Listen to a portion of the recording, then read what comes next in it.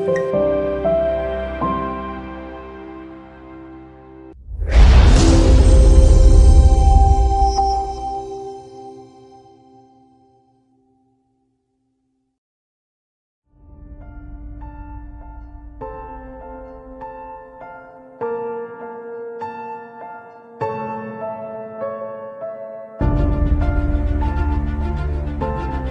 Galileans, we witnessed his first miracle.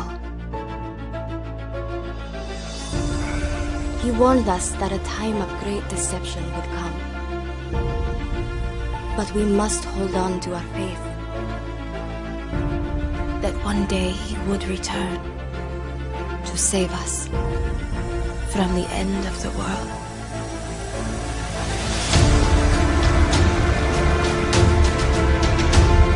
Most people don't believe that Jesus is coming back. What if there was evidence that proves that this is all real? Because there were so many people bringing up little bits and pieces of this. I'm thinking, there's got to be a pattern here. The Bible talks about it as being a mystery, but why does the rapture have to happen? What's the point to it all? A Galilean would have understood that perfectly. They are the key to everything. I'm just so stunned. I never thought I would see this in my lifetime. This is the most profound discovery in human history.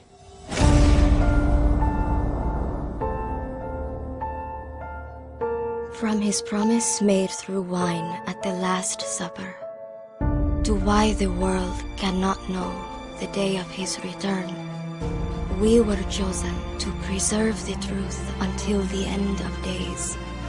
So even if we are not spared from death, others can unveil what we knew and believe. This discovery proves that he is coming back.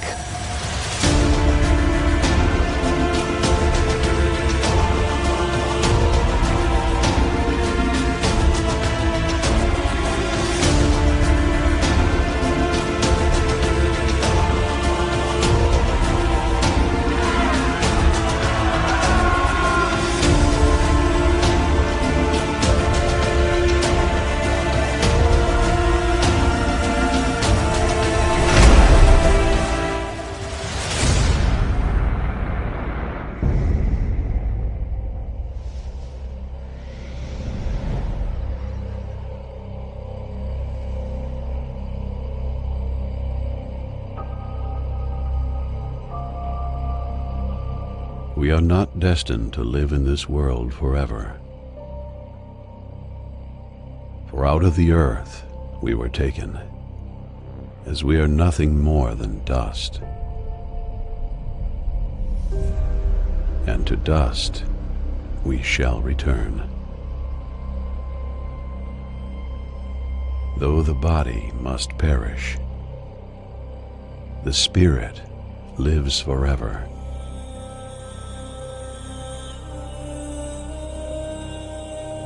So I urge you to seek the things that are eternal rather than that which will decay into nothing.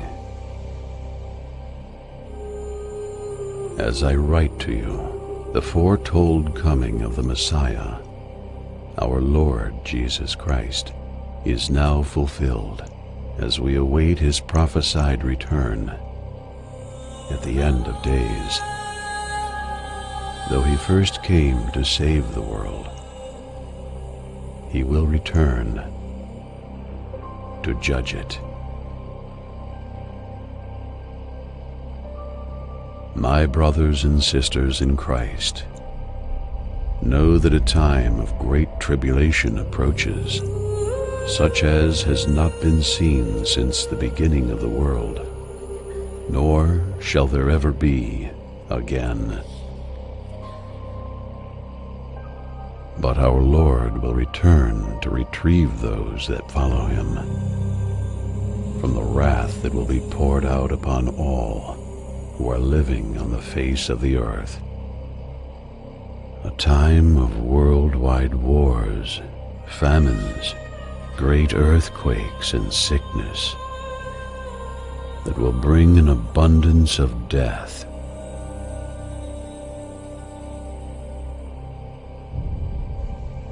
The oceans will rage, and the land will burn, as the moon becomes as blood, and the sun black as sackcloth. But I warn you, before that terrible day, there will be a great falling away from the faith. And when the hour of judgment comes upon this fallen world, few will remain that truly believe.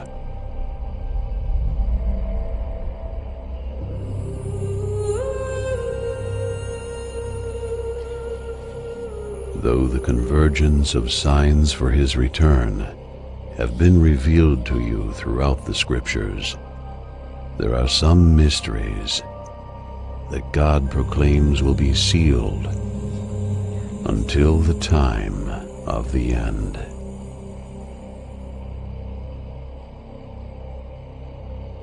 Understanding that will be unveiled to the generation that will witness the return of the Messiah. I fear, though, that when the Savior returns, will he find any faith left on the earth?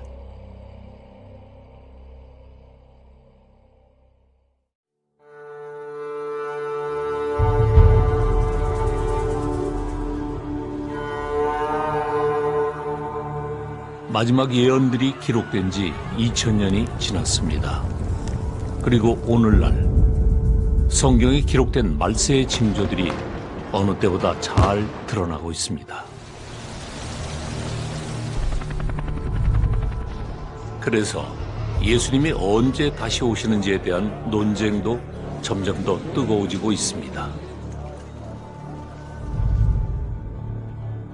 성경에 기록된 예언들이 실제로 일어난다면 예수님이 다시 오실 때를 아는 것이 무엇보다도 중요하기 때문이죠. The timing is a real hot button, especially among religious people, Christians and what the like. We love predictability. We want to know when he's going to be coming back. The conflict, the disagreement, the contention over the timing of the rapture, and particularly in the last 10 years, it has gone off the chart. You know, instead of saying, my, how they love one another, as they said of the early church, now today of the church, they say, my, how they fight with one another. 최근 조사 결과에 따르면 기독교인 사이의 혼란은 점점 더 심해지고 있습니다. One of our surveys, we asked when they thought the rapture would occur. The largest group, 36%, believe that the rapture will occur pre-tribulation. But if that's the largest group, that means there's not a majority believing any one thing about the rapture. 조사 응답자 중 36%의 사람들은 휴거가 환란 전에 일어날 것이라고 생각했습니다. 4%의 사람들은 환란 중이라고, 또 18%의 사람들은 환란 후에 일어날 것이라고 말했습니다. 13%의 사람들은 기타 의견을 제시했고 4%의 사람들은 잘 모르겠다고 답했습니다. 놀랍게도 나머지 25%의 사람들은 실제로 휴거가 일어나지 않을 거라 생각하고 있습니다. 그들은 왜 이렇게 생각할까요?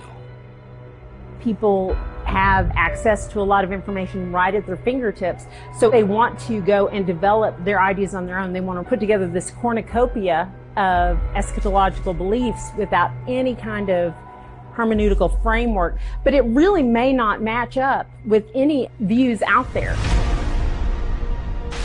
때와 날에 대한 논쟁이 커지는 가운데 Some Christians believe this is the final sign for Christ's return as Russia occupies war-torn Syria.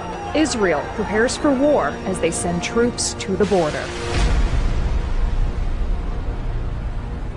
그러나 대부분의 사람은 예수님이 다시 오신다는 사실에 관심조차 없습니다. 그들에게 예수님의 재림은 말도 안 되는 주장일 뿐이죠. It's helping to drive people away.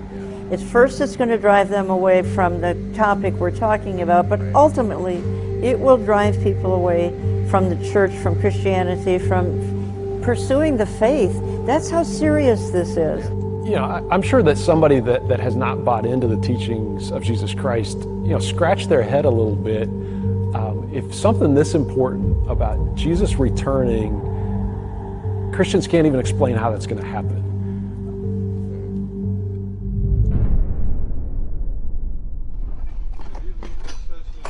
최근 연구를 통해 발견된 사실은 재림을 증명해 줍니다.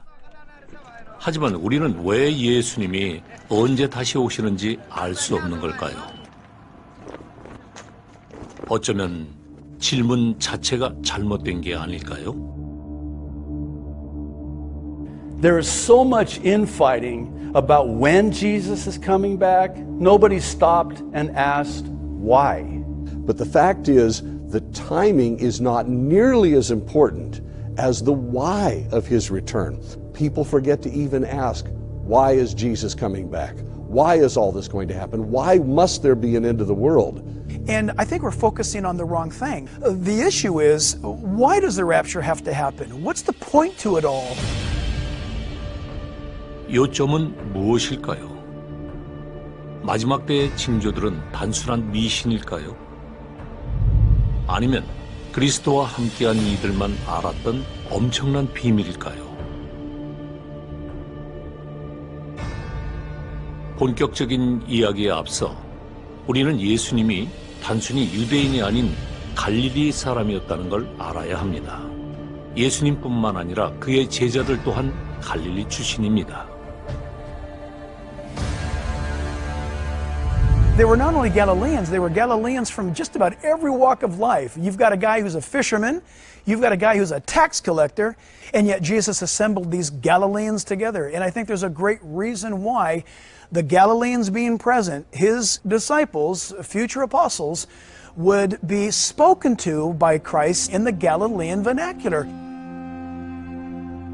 다른 이스라엘 지역들은 같은 문화를 공유했지만 갈릴리에는 그들만의 독특한 혼인 풍습이 있었죠.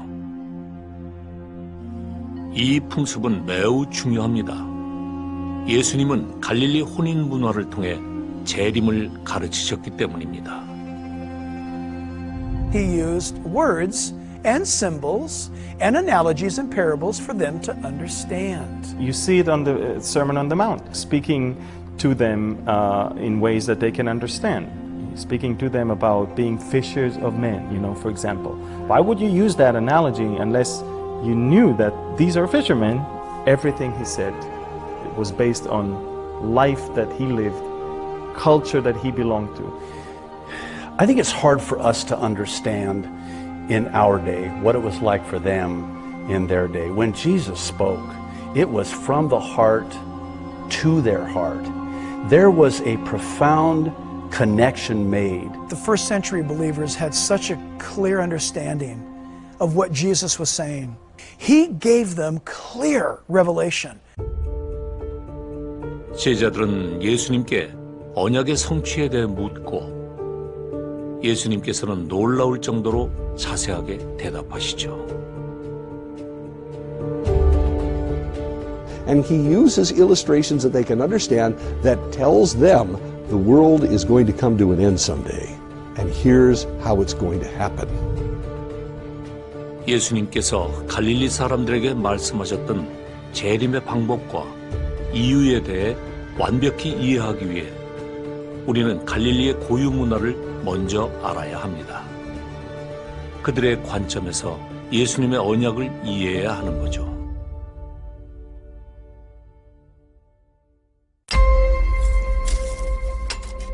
대대적인 연구가 시작되고 갈릴리 사람들의 잊혀진 비밀이 조금씩 드러나기 시작합니다. You know that 2/3 of the gospel took place in a little strip of land by the Sea of Galilee. 2/3 of the gospel. It actually makes no sense. You really think about it. Most of the Jews didn't live there, but yet 2/3 of the gospel took place right there. So you cannot ignore the culture and the people, the life, and the habits of those days. And that's why the Galileans are playing such a big part. There are a lot of other people who have a lot of pieces to the puzzle, and a lot of other people are working on the same projects. It's an enormous research project to make sure that you find it and get it right, because there were so many people bringing up little bits and pieces of this. I'm thinking, there's got to be a pattern here. 그리고 그 증거들은 분명하게 무엇인가를 가리켰습니다. 성경 여기저기에 숨겨져 있던 작은 조각들이 하나의 퍼즐로 완성되어 예언의 실마리를 드러냈죠. 수천 년 동안 이어져 온 풍습은 말세에 예수님께서 어떻게 그리고 왜 다시 오시는지를 알려줍니다. 예수님은 이 비밀을 고대 수많은 풍습 중 세상에 단 하나뿐인 갈릴리 결혼식에 숨겨두셨죠. 갈릴리 결혼식은 여러 과정으로 이루어졌습니다. 그리고 이 모든 과정은 성경에 기록된 예언과 완벽하게 일치합니다. 엄청난 비밀을 품은 채 말이죠. It's a wedding. It is a Galilean-style wedding. There's no doubt about it. Why use a Galilean wedding? Because all of his disciples were Galileans. When Jesus taught his disciples, he used an object to start with that they already knew. Then he would say, the kingdom of heaven is like that.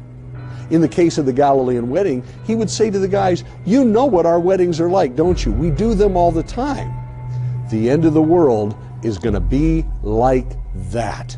The parallels to the rapture are incredible, and it is so brilliant. It's so brilliant. 과연 어떤 역사적 사실이 재림의 비밀을 드러냈을까요? 최근에서야 발견된 이 비밀을 이해하기 위해 우리는 예수님이 살아계셨던 고대 갈릴리 지방으로 돌아가 혼인잔치의 모든 순서를 자세히 살펴보도록 하겠습니다. 함께 떠날 준비가 되셨습니까? These are the Galileans, and this is what they knew.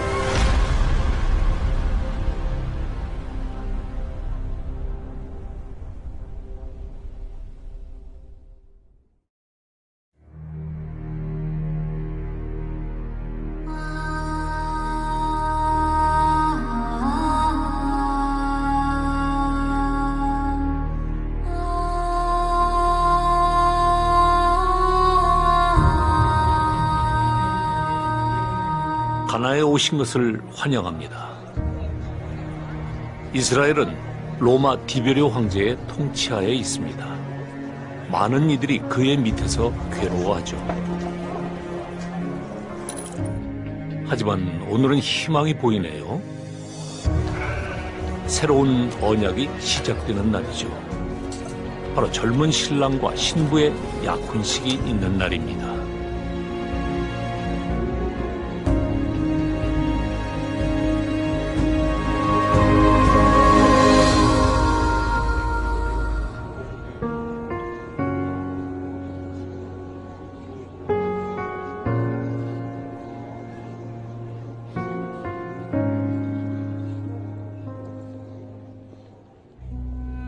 I don't think it's possible to overstate how important a wedding is in the Middle Eastern culture today, as it was in that day, the first century. A wedding was the most important event that would take place in any town for anyone. 동네에 약혼식이 열린다는 소문이 나면 모든 사람들은 마을 입구로 모입니다. Everything took place at the gate, and this was really, really important because this is where you found the elders. The elders ratified legal agreements, and if you held the ceremonies near the gate, you would have layers of people that would gather around who are maybe not family members, maybe not friends. So you see, having wedding guests the way we have them today wasn't important to them. They wanted witnesses because you can't make a covenant without having witnesses to ratify the covenant. There is a written proposal that is presented. It is a written covenant of marriage that the bride accepts. They would be asked, do you agree on these terms? They would say, we do, which means that they can't go back on it. They can't say, I didn't know that was in there, or those terms were disagreeable to me. 서약이 끝난 후 신랑과 신부는 예물을 주고받습니다. 그중 가장 비싼 선물은 신부에게 주어지죠.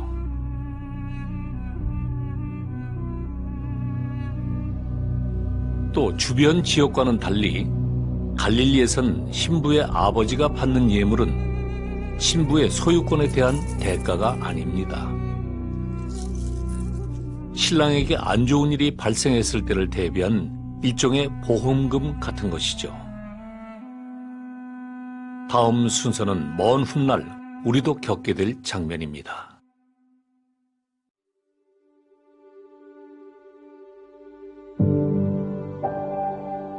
Then it focuses down onto the moment where everyone holds their breath. What happens is the bridegroom is then handed a pitcher of wine. 신랑은 포도주를 특별한 잔에 따른 뒤 신부가 될 사람에게 건네죠. And it was called the cup of joy. With both hands, reverently and respectfully and fearfully, he would pass it to his bride. When the groom presents the cup, she now has the choice as to whether or not she will accept or reject this proposal for marriage.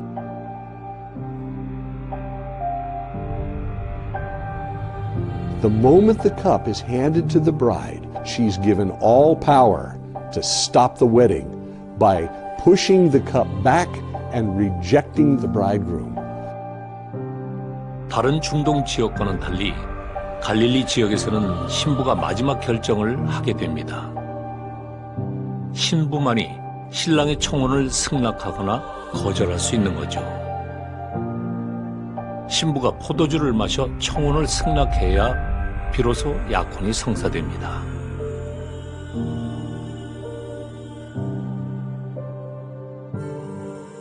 오늘 약혼식에서는 신부가 청혼을 받아들이네요.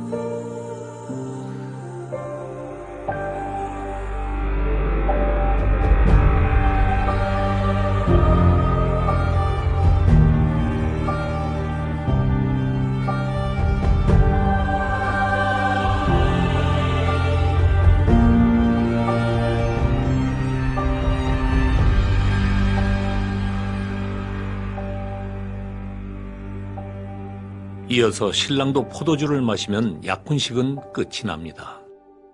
그리고 이때 신랑은 모두가 들을 수 있도록 큰 소리로 선포합니다.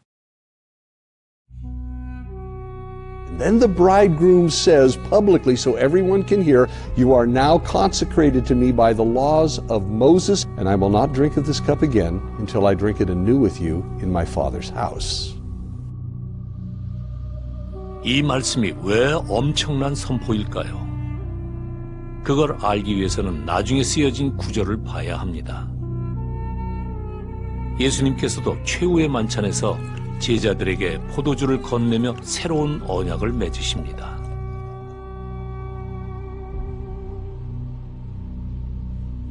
제자들이 포도주를 다 마신 후 예수님께서는 제자들에게 혼인잔치에서 들었던 말씀을 하십니다. But I say to you, I will not drink of this fruit of the vine from now on until that day when I drink it new with you in my Father's kingdom. This is exactly why when he gave them the cup, he actually says, this is the new covenant in my blood. I'm about to pour my blood. It's a promise. We're going to be together again. And we're going to mark it by drinking the wine. It's something important. 빵과 포도주는 예수님과의 새로운 언약을 의미하고 중요한 사건의 시작을 의미합니다.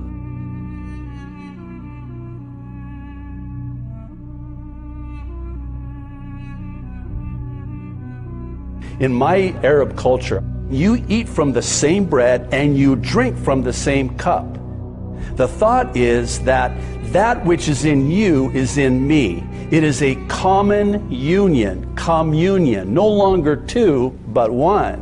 When Jesus says that at that Last Supper, this is my body given for you, broken for you. He is talking as a bridegroom to his bride. When he says to them, this is the cup of my blood in the new covenant, that's how they would seal the betrothal in the ancient wedding. Well, when you think about the Galilean disciples, they understood exactly what it was saying regarding these things. They were familiar things. The illustration was entirely clear to them. When Jesus said that, his Galilean disciples at the Last Supper heard only one thing: wedding.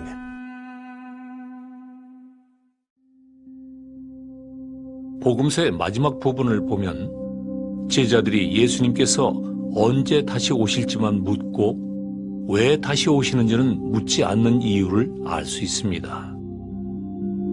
그들은 이미 가나의 혼인 잔치에서 예수님의 첫 번째 기적을 경험하고 그 비유를 완벽히 파악했기 때문이죠. 물이 포도주로 바뀔 때 말입니다. And I find this most fascinating, that the first miracle Jesus ever performed was at a wedding. And that wedding had the same cultural dynamic that Jesus was describing when he was explaining to his disciples about his soon return. 이렇게 약혼은 성사됐지만 단지 첫 단계가 지났을 뿐입니다. 1년이 넘게 진행되는 결혼식은 재림에 대한 또 다른 비밀을 보여줍니다. Now the betrothal ceremony is finished, and the families rejoicing, partying in the streets go back to their houses. But this is just the beginning now of an entire year of preparations that goes into making the way for the wedding.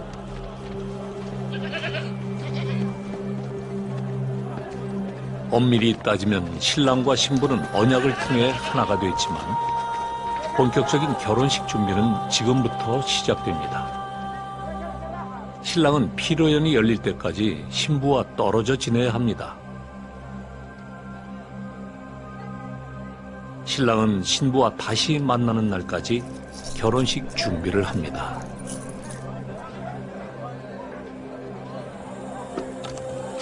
그동안 목재를 구해 아버지 집에 새로운 방을 지어야 하죠.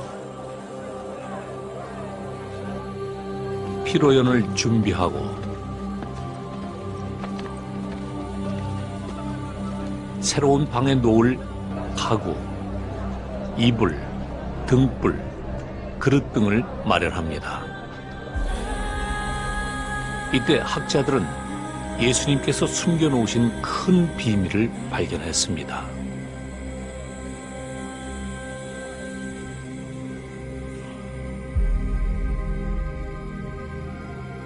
십자가에 매달리시기 전 예수님께서는 제자들에게 당신 또한 떠나야 한다고 말씀하십니다. I go to prepare a place for you. And if I go and prepare a place for you, I will come again and receive you to myself, that where I am, there you may be also. I'm going to prepare a place for you. This is key, especially when we think about the first century Galilean experience and culture.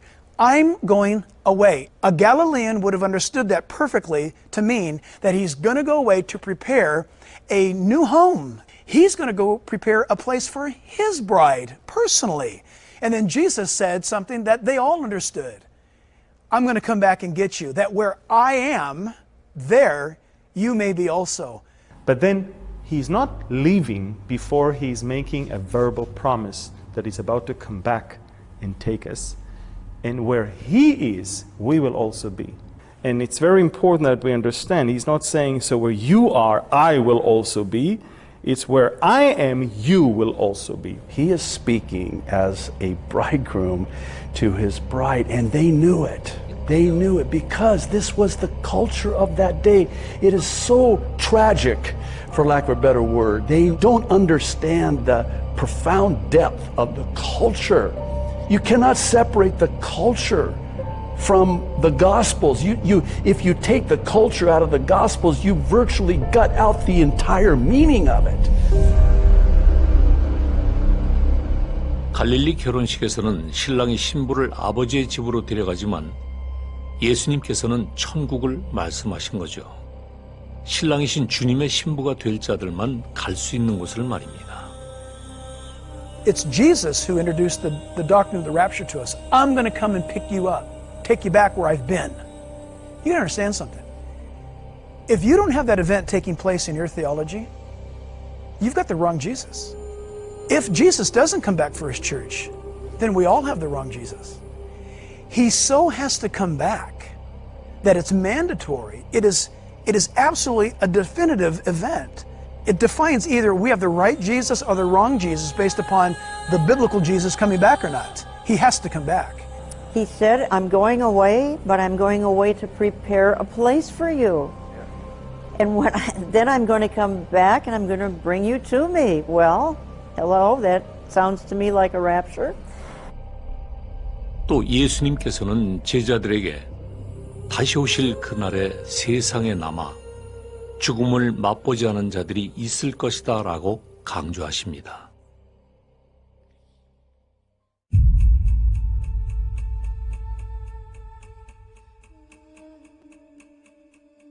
신랑과 신부가 다시 만나는 날까지 아직 많은 과정이 남았습니다.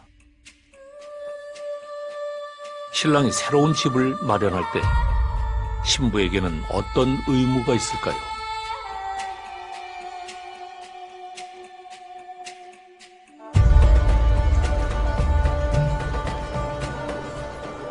신부는 신랑이 데리러 올 때를 위해 항상 기다리고 준비해야 합니다.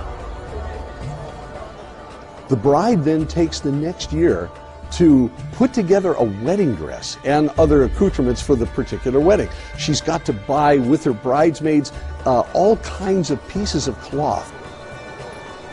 아름다운 결혼 예복을 준비해야 하죠. 만약 마을에 시장이 없다면 결혼 예복에 필요한 재료를 구하기 힘들어집니다.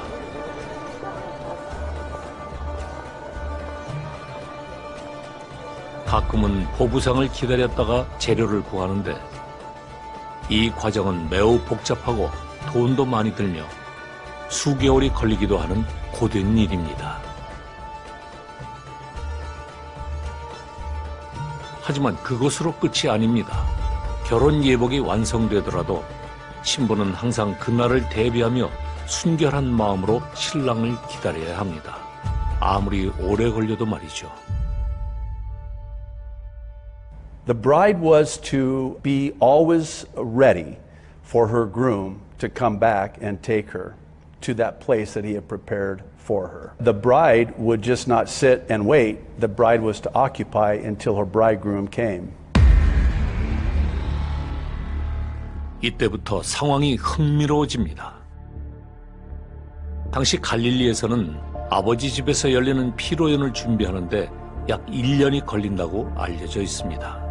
하지만 최근 발견된 증거는 우리에게 큰 충격과 함께 재림에 대한 새로운 시각을 제공합니다. 바로 결혼식의 모든 과정을 준비하면서도 신랑과 신부는 물론 그 누구도 결혼식 날짜를 모른다는 것입니다. 놀랍지 않으세요? The exact minute of the actual ceremony of the wedding was not known. Yeah, the bride just did not know the day or the hour that her bridegroom was coming, so she always had to be ready. 마을 사람들 중 누구도 알지 못합니다. 단 한 사람을 제외하고 말이죠. No one knew the day or the hour of this wedding. Not the son, not anyone else. Only the father of the bridegroom. 오직 신랑의 아버지만 결혼식의 때를 정확하게 알고 있습니다. 그는 약혼식에서 아들을 대신해 서약서를 읽는 사람이며 또 아들이 신부를 얻을 수 있도록 예물을 제공하는 사람입니다. 신랑의 아버지만이 그날의 정확한 시간을 유일하게 알고 있는 거죠.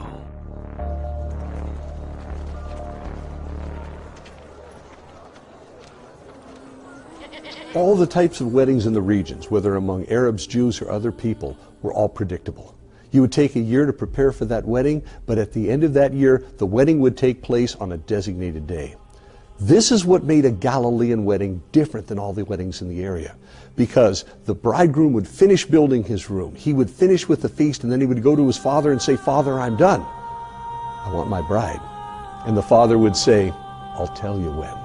For the Galileans, it was a surprise wedding. The son would go home to the father's house, and in the Middle East they do this, but specifically you see this in the Galilee to this day, where the son adds on to the house.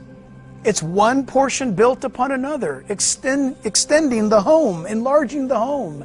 And so the father would have been the one with absolute preview over what's going on. It's the father who tells the son, "That's it, you're done." And then the father would give the announcement, "Son, go get your bride." The father would be the one who would determine the day and the hour, and he would say to the groom, "Okay, now's the time. The day and the hour has come. The bridal chamber, that place that you've prepared, was complete." He would say, "Okay, now, this is the day, this is the hour, go get your bride." This goes back now to several accounts in the Bible where Jesus tells his disciples that no one knows the day or the hour when I'm going to come. They wanted to know if he was going to establish the kingdom. And he says, no, you don't understand. No one knows when I'm going to come back for my bride. The only person that could send the bridegroom to get the bride was the Father. The only person that could send Jesus to come back to the earth is his Father. 제자들은 예수님께 언제 다시 오실지 묻지만 예수님께서는 이렇게 대답하십니다. But of that day and hour, no one knows. Not even the angels in heaven, nor the Son, but only the Father. Jesus himself, I believe, demonstrated the genuine Galilean tradition by saying, not even the Son knows the day and the hour. At the moment of his promise to the disciples that he's coming to take them, at the moment of his description of the end, he was telling his disciples, no one knows the day or the hour. 비록 예수님께서는 아무도 그 때를 모른다고 하셨지만 우리는 기록된 말세의 징조들을 통해 예수님께서 대략 언제쯤 다시 오시는지 짐작할 수 있죠.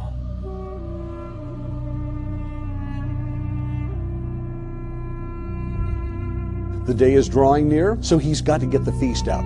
But still, he doesn't know the day when it's happening. He's got a lot of help putting it together because there could be 50 to 100 people attending this thing, and he's got to feed them not just for one day, but for several days.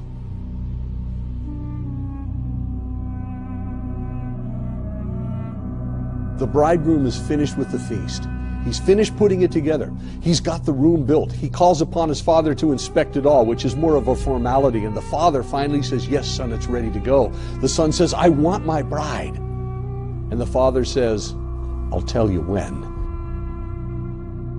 But remember, this is a bridegroom who is waiting for the moment when his father taps him and says, go get her. He's excited. He's thrilled. And when Jesus is in heaven right now, wow, I can't even begin to picture what's going on. But he's got to be loving his bride, saying, I can't wait to come back and take you to be with me where I am.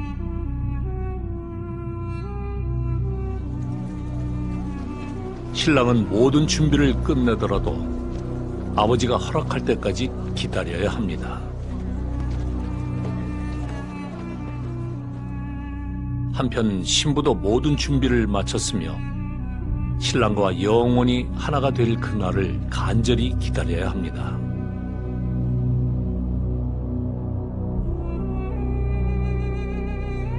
해가 지고 기다림의 날이 또 지나가고 밤이 시작됩니다.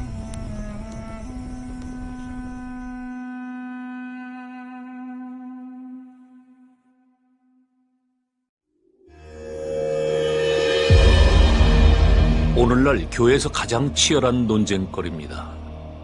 언약의 비밀이 갈릴리 결혼식에 숨겨져 있고 때와 시는 아무도 모른다고 예수님께서 분명히 말씀하셨지만 그 때를 알아내고자 하는 무리는 많은 논쟁과 오해를 만들어내죠. And the church has suffered from this, and that is there are those who want to set dates. And yet the Bible teaches, both from Jesus himself and from the apostles, that no man knows the day or the hour. I grieve about the obsession of when will it happen as far as day and hour. When you start setting days and then it doesn't happen, then you have millions or hundreds of thousands of disappointed people that good chances that they'll walk away from that faith because it wasn't proved right. 그 결과 예언과 관련된 성경 말씀들은 전 세계적으로 외면받는 추세입니다. Look, when you live in this world and suddenly someone tells you you're about to be taken physically out of this world, then knowing the day is like hitting the jackpot. However, it saddens me that even though Jesus himself said, no one knows the day and the hour, why do we think that we need to know? It sends a clear message. We're not supposed to deal with the actual date. We're supposed to deal with the preparation for that day. 재림의 때에 대한 오해는 점점 커지고 있습니다. 기독교인들은 시간이 지날수록 이 주제를 다루고 싶지 않아 하며 교회들도 이 추세에 빠르게 적응하고 있습니다. Christians always want to be accepted by the world. They are always on the run to adopt and embrace worldly views in order for people to like them. You sugarcoat everything, you become a motivational speaker rather than a pastor. Because if you come to an unbeliever and you pull out this rapture card, he's going to run away from you. He's going to think you're crazy. 이것의 가장 큰 문제는 예언과 관련된 말씀을 모두 합하면 전체 성경의 3분의 1이나 차지하는데 오늘날 2%의 목사만이 재림과 관련된 예언 구절을 설교한다는 겁니다. 교회가 의도적으로 이 주제를 외면하고 있다는 것이죠. And I think that is what so threw me is that the fact that the King is coming, we have a glorious home prepared for us. We're going to go to that place eternally, became negative, became a downer. 더 큰 문제는 교회와 학교에서 재림에 대한 말씀을 가르치기 꺼려 하면서부터 모두가 재림이 존재하는 근본적인 이유를 잊기 시작했습니다. 우리를 사랑하시기 때문에 반드시 다시 오신다는 언약을 말이죠. 성경에 기록된 예언을 무시하는 것은 성경 자체가 하나님의 말씀인 것을 부정하는 것과 같습니다. 이는 성경 말씀을 다른 종교의 가르침과 동등시하는 것이며 결론적으로 성경이 신성하지도 다른 경전과 별반 다르지 않다는 의미가 됩니다. 결국 재림에 대한 불확신이 커지고 믿는 자들이 성경의 정통성조차 불신하게 되는 문제가 발생하게 되는 겁니다. So, my mother and father immigrated to America from the Middle East, and the America that they came to in 1963 is not the America today. It has changed dramatically. There was a day when there was this knowledge of the Lord's return. You talk about it today, and it almost reminds me of what Peter said about how that there is coming a day that they will mock and scoff any mention of the Lord's return. Where's the promise of his coming? They've been saying that for generations and generations, yet he does not come. Well, I think that's all a part of the end time apostasy. Everything we're talking about, it was prophesied, it's happening. I think one of the things that plays into here is what the Bible calls the great falling away, the great fall from truth into apostasy. I know you have a little strength. This describes this church in the last days prior to the return of Jesus Christ as just hanging on. There are a remnant of believers today that are hanging on to that hope, and they are few in numbers and growing fewer with each passing day. Jesus said that when he comes back, we'll even find faith on the earth. We know that in the last days, there's going to be a diminishing of people believing. I believe that what is happening in America is that the westernized version of, can I say, a man-made Christianity is failing. It's failing in faith, it's failing in its ability to engage the culture, it's failing to be ready to be busy about our Father's business, it's failing in evangelism. Why? There's no sense of urgency. And so we live in a time when there are those saying that they believe in the Bible and believe in Jesus. I have to ask the question, what Bible are you reading and which Jesus are you talking about?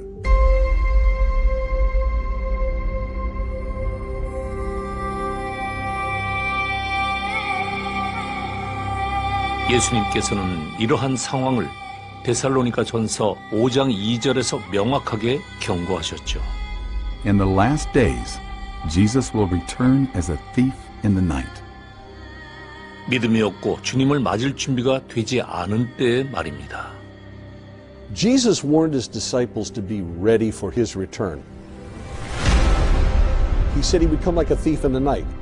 Regarding the times and the seasons, my brethren, you have no need that I should tell you, because you perfectly know. The day of the Lord indeed will come to this world as a thief in the night, but it will not come as a thief in the night to you, because if you're ready, you're ready. And we can only be surprised, and we can only suffer from it if we're not ready. He's going to come as a thief in the night to those who are not aware. He's going to come to those as a thief in the night, to those who have been bogged down and weighted down with what Jesus said are the cares of this life.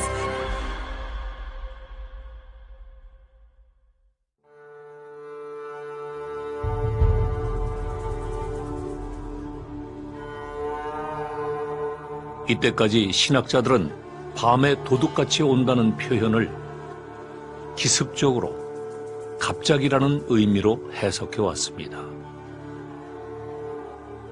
하지만 최근 새로운 발견을 통해 갈릴리 혼인잔치의 그날과 그 시는 오직 신랑의 아버지만이 알고 있으며 그 때는 한밤중을 의미한다는 것이 드러났습니다.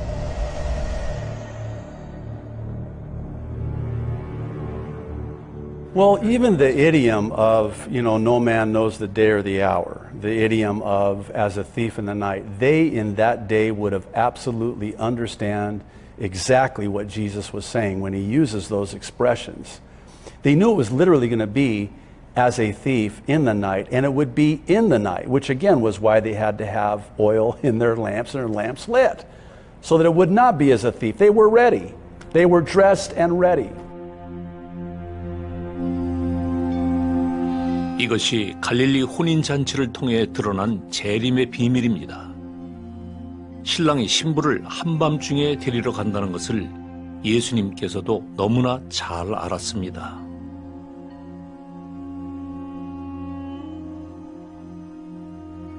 Her life was pure. She was slept in her wedding dress. Her bridesmaids were dressed in their white linen garments, and they were ready to help her out should the bridegroom come, which he was coming unexpectedly at an hour she didn't know, so that she could be ready to meet him. They will do that in the middle of the night for a reason, is to basically declare that it can happen when everybody else are not necessarily ready.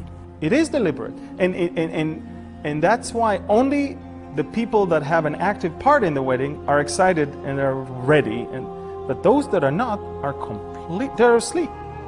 But they are literally asleep.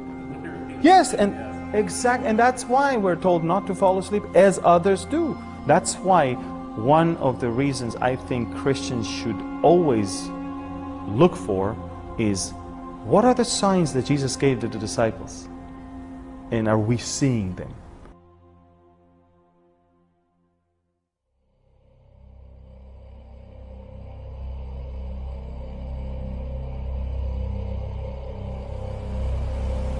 다시 가나의 혼인잔치로 돌아가 볼까요? 가나에 해가 지네요. 예수님께서 말세의 세상은 잠든다고 경고하신 것처럼 오늘 많은 갈릴리 사람들도 역시 잠이 들었군요. 모두가 잠든 오늘 밤, 마침내 때가 왔습니다.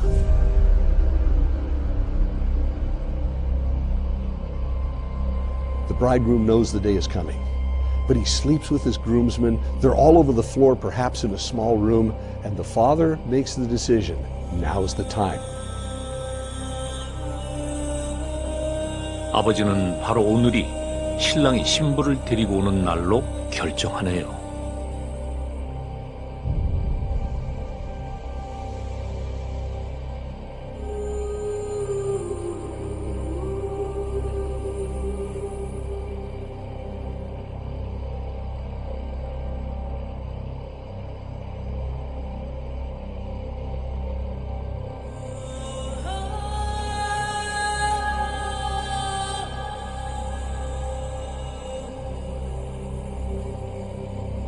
아들을 깨우며 말합니다. Go get your bride.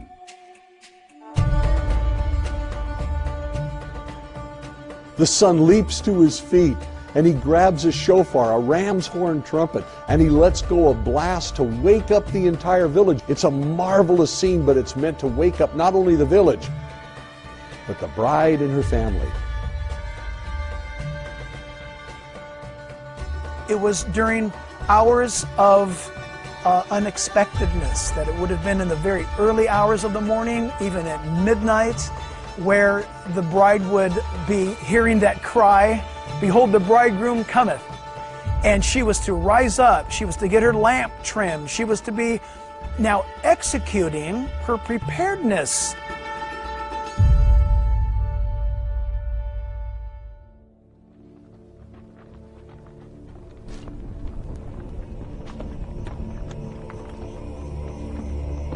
신랑은 드디어 신부를 만나러 갑니다. 신랑이 동네방네 나팔을 부내요. 이는 신부뿐만 아니라 결혼식에 초대된 하객을 깨우기 위해서죠. 이미 준비된 자들만이 곧바로 일어나 따라갈 수 있습니다.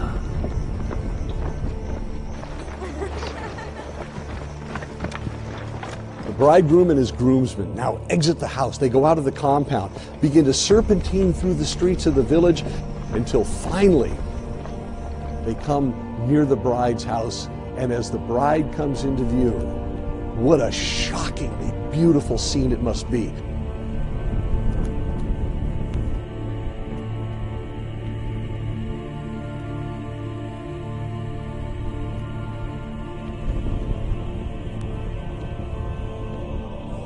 There in the middle of the night, you have a row of women with the bride in the middle, all the bridesmaids dressed in their white linen robes, and in the center, the bride dressed in her beautiful bridal gown.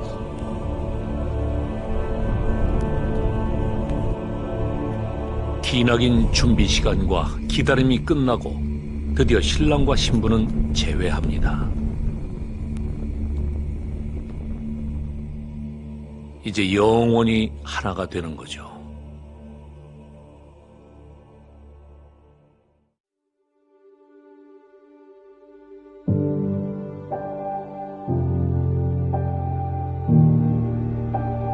The The parade led by the bridegroom now rush up towards the bride and her family and all the people that are standing there, the bridesmaids. And the two men with the litter set the litter down on the ground in front of the bride. And she very, very modestly steps out onto the litter and she lowers herself down. 신부는 그냥 신랑을 따라서 집에 가는 것이 아니고 가마에 타고 들린 채로 신랑의 집으로 향합니다.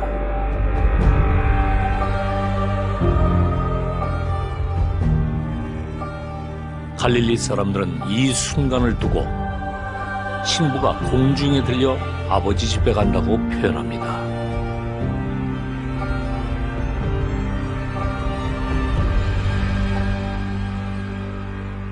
She's lifted up off the ground. She's escorted with him back to that place of preparation. It speaks, it shouts all about God's grace. It's not her effort. She was just to be ready because she loves him. She's borne aloft. She's taken away with him. It's all about the grace of God. It's about the grace of God from the beginning all the way through to now to the end.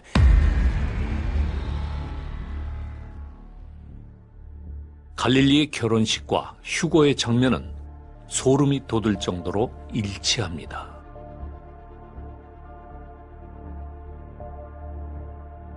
끝까지 예수님을 믿고 기다린 우리가 그와 함께 공중에 들려 올라가는 겁니다.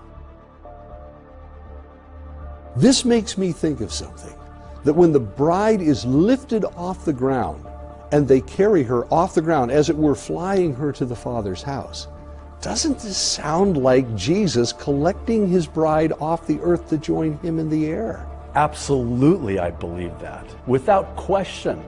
Without question. The clues that were given in Scripture all speak with specificity to this exactly being the rapture. This is the reason why he's coming to take us. Why would a bridegroom come and take the bride unless it's to marry her? From that moment on, we will always be with the Lord. Just like a husband and a wife are one. They cannot be separated anymore. This is why I believe the rapture is such an amazing thing.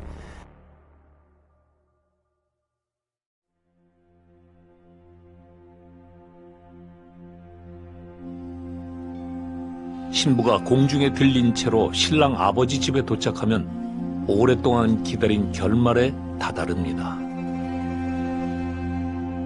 결혼식을 예비하며 나팔 소리를 들은 모두가 한밤중에 피로연에 참석합니다.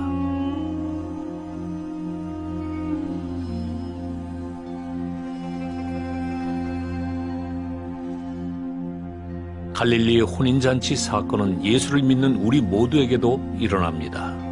말세에 우리에게 일어날 사건이라고 말씀하십니다. 그날을 위해 준비함으로써 다시 오신 예수님과 함께 올라간 이들만이 성경에 기록된 이른바 어린 양의 혼인잔치에 참여하게 됩니다. 양은 그리스도 자신을 나타내며 십자가에 못 박힌 희생양을 말하죠. 게다가 사도 요한은 계시록에서 예수님과의 재회를 피로연에 빗대어 얘기합니다. 재림을 맞이할 마지막 세대를 위해 말합니다. Let us be glad and rejoice, and give honor to him. For the marriage of the Lamb is come, and his wife has made herself ready. The Father's house in a Galilean wedding is the perfect picture of heaven.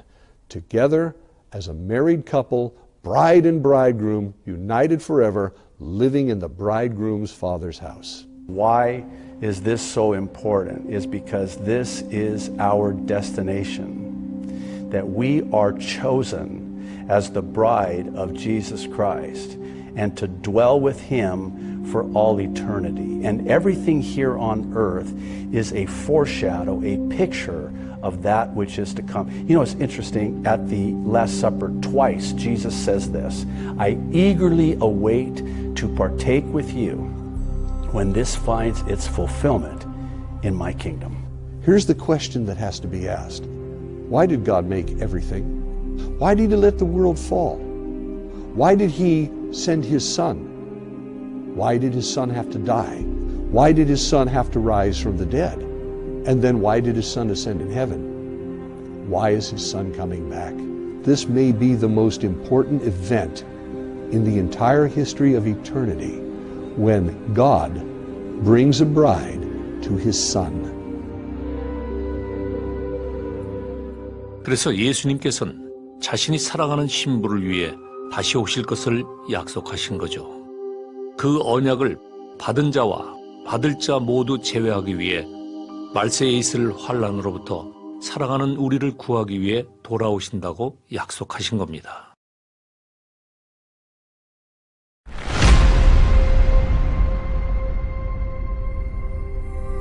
한편 재림을 믿지 않는 자들에게는 경고하십니다. 피로연의 초대를 거절한 많은 이들과 예수님과 영원히 갈라서는 길을 선택한 자들에겐 그의 심판이 있을 것이라고요. When they get to the Father's house, everybody piles into the compound now, and the feast is set and ready to go, and the door is shut behind them. And no one leaves, and no one comes in for 7 days and nights. 갈릴리 혼인 잔치에서 한 번 닫힌 문은 절대 열리지 않습니다.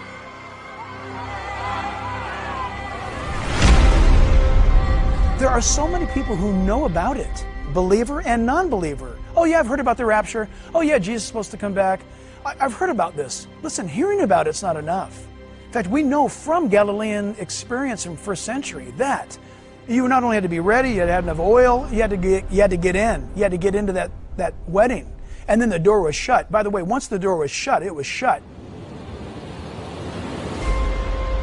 Those who were out were out. And you think about the incredible, terrifying reality of knowing that Christ said he would come back and to then be shut out, to be left out. And yet Jesus was warning us in those parables. He was warning. 갈릴리 결혼식과 마찬가지로 성경 말씀은 예수님의 재림을 놓치는 자들은 심판을 받고 하나님의 진노 속에 남겨질 거라고 경고합니다.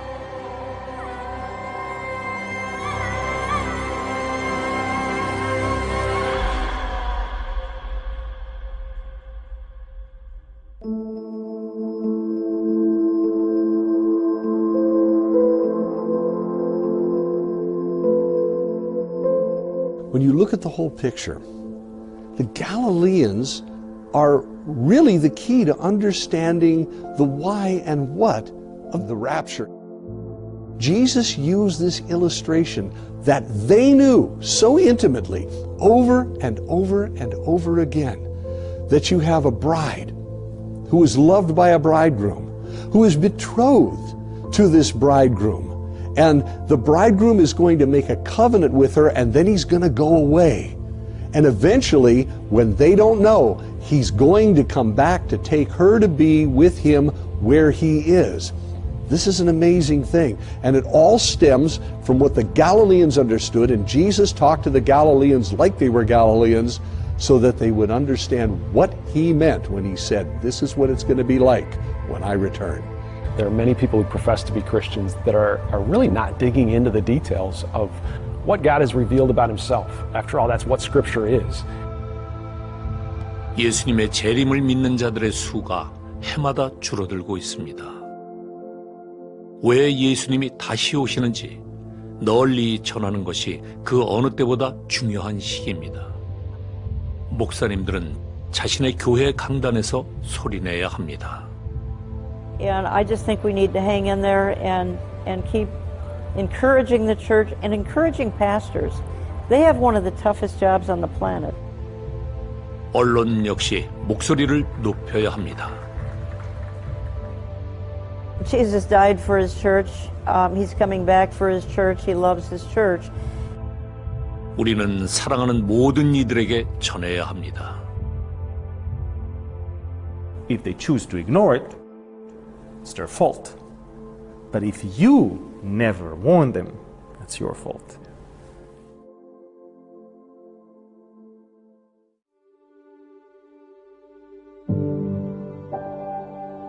우리는 기독교 교리에 바탕을 둔 나라에 살아가고 있지만 정작 그리스도인들은 침묵하고 있습니다. 우리는 예수님께서 왜 다시 오시는지 소리내야 합니다. 예수님을 알지 못하는 자들도 선택할 수 있도록 말이죠. It is our choice. Jesus is not forced on anyone.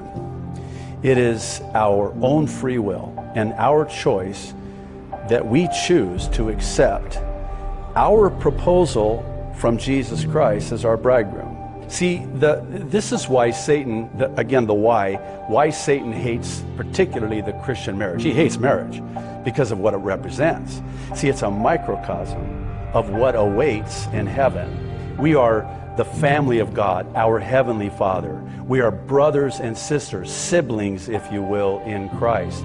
It is a microcosm, a picture of that which is yet to be fulfilled when it comes.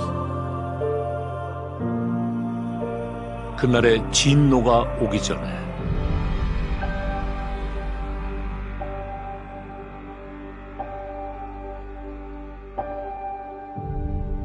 피로연이 시작되기 전에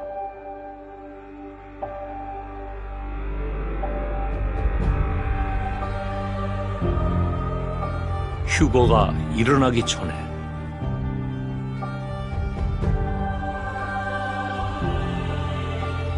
밤에 도둑이 오기 전에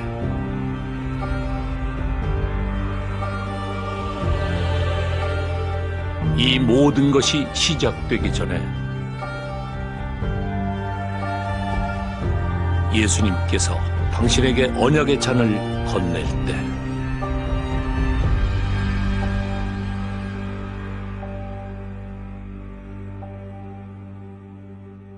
묻고 싶습니다. 당신은 그 잔을 받으시겠습니까?